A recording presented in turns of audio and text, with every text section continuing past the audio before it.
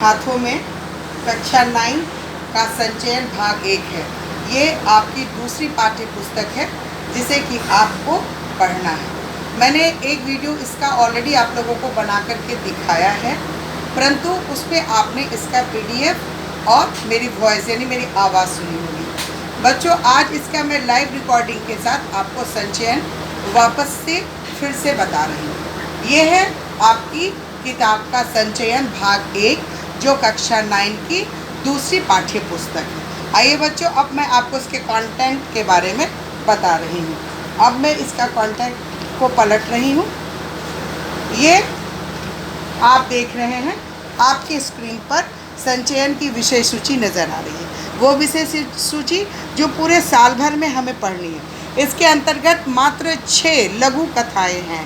लघु कथाएँ का अर्थ होता है बच्चों वो कथाएँ जो विस्तृत रूप से किसी के कहानी के चरित्र के साथ भाव व्यक्ति को बताते हुए लेखक या लेखिका बताते हैं। जिसमें पहली है गिल्लू, जिसकी लेखिका है महादेवी वर्मा।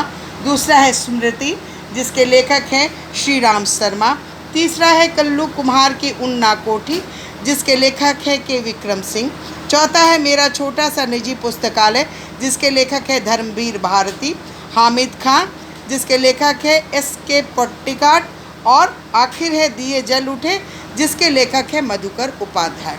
बच्चों, सर्वप्रथम मैं आपको महादेवी वर्मा जी के गिल्लू से परिचय कराती हूँ। गिल्लू एक छोटे से गिलहरी की कथा है जिसे महादेवी वर्मा ने बहुत ही सुंदरता से प्रस्तुत किया। इसके पृष्ठ को मैं आपके सामने पलट रही हूँ।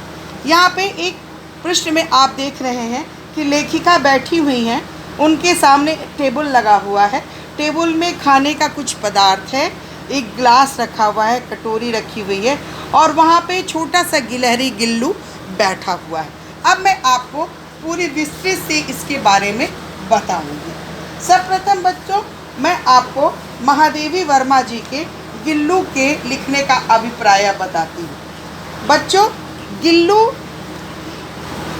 महादेवी वर्मा द्वारा लिखित मेरे परिवार में से चयनित एक संस्कारात्मक गद्य कथा है। इस रचना के माध्यम से पशु पक्षियों के प्रति प्रेम, उनके संरक्षण को भावना उत्पन्न करने के साथ साथ उनकी गतिविधियों का सूक्ष्म अवलोकन और सद्व्यवहार करने की प्रेरणा मिलती है। इस पाठ द्वारा पशु पक्षियों को स्वच्छंद और मुक्त रख उसके स्वाभाविक विकास की भावना को भी प्रोत्साहित किया गया है। बच्चों, प्रस्तुत कथा गिल्लू के माध्यम से लेखिका ने एक छोटे से गिलहरी के जीवन और उसकी मृत्यु तक की कहानी को आपके समक्ष प्रस्तुत किया है। अभी ये सारे पृष्ठ आपके स्क्रीन पर नज़र आ रहे होंगे, जिसे मैं पलट करके आपको दिखला रही हूँ। ये पलटने का तात्पर्य है कि अब मैं इसके कहानी को आपको बताती हूँ। बच्चों, गिल्लू महादेवी वर्मा की एक संक्षिप्त कथा है, एक लघु कथा है, जिसके अंतर्गत एक दिन एक पीले फूल के नीचे एक छोटी सी गिलहरी को कौवे से लेखिका महादेवी वर्मा बचाती हैं।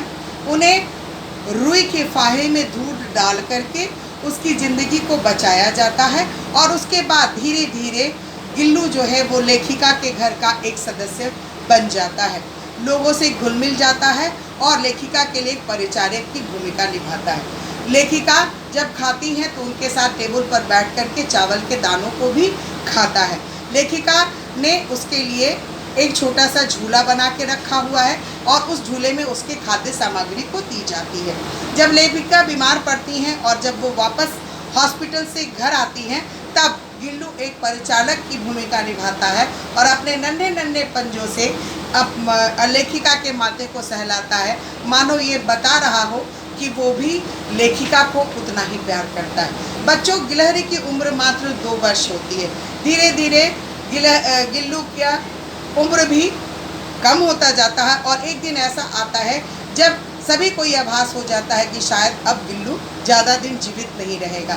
धीरे धीरे वो निढाल पड़ जाता है और चुपचाप लेखिका के कमरे में बैठा रहता है। रात्रि के समय में अचानक से उसकी तबीयत बहुत ख़राब हो जाती है, उसका शरीर बिल्कुल ठंड पड़ जाता है।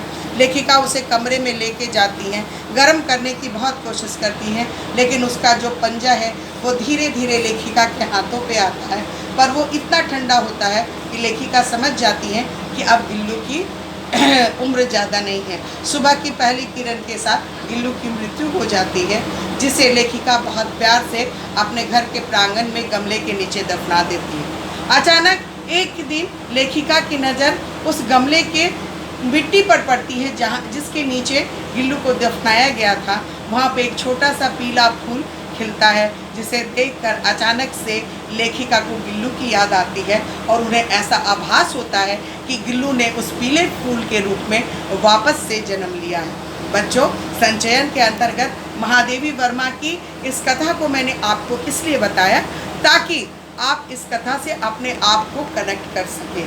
पशु पक्षियों के प्रति प्रेम ज़रूर प्रदर्शित करना चाहिए।